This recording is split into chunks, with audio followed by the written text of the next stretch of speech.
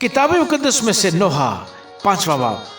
आए खुदावन, जो कुछ हम पर गुजरा उसे याद कर, नजर कर और हमारी रुसवाई को देख। हमारी मिरास अजनबियों के हवाले की गई, हमारे घर बेगानों ने ले लिए। हम यतीम हैं, हमारे बाप नहीं, हमारी माएं बेवाओं की मानद है। हमने अपना पानी मोल लेकर पिया, अपनी लकड़ी भी हमने दाम देकर ली। हमको रगेदने वाले हमारे सर पर हैं, हम थके हारे और बेआराम हैं। हमने मिस्रियों और असूरियों की अतायत कबूल की, ताकि रोटी से सेरो असुदा हों। हमारे बाप दादा गुनाह करके चल बसे और हम उनकी बदकिरदारी की सजा पा रहे हैं। गुलाम हम पर हुक्मरानी करते हैं, उनके हाथ से छुड़ाने वाला कोई नहीं। सहरा नशीनों की तलवार के बायस हम जान पर खेल कर रोटी हासिल करते हैं।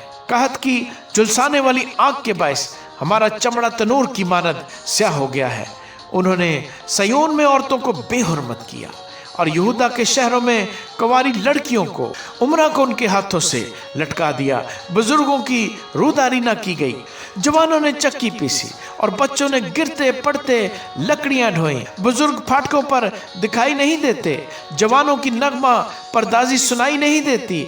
हमारे दिलों से खुशी जाती रही, हमारा रक्स मातम से बदल गया। ताज हमारे सर पर से गिर पड़ा।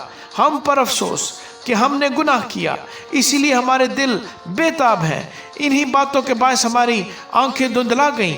कोहे सयोन की वीरानी के बायस उस पर गिदड़ फिरते हैं। पर तू है खुदावंद अब तक कायम है और तेरा तख्त पुश्त दर पुश्त। फिर तू क्यों हमको हमेशा के लिए फरामोश करता है और हमको मुद्दते दराज तक तर्क करता है? आए खुदावंद, हमको अपनी तरफ फिरा तो हम फिरेंगे। हमारे दिन बदल दे जैसे कदीम से थे।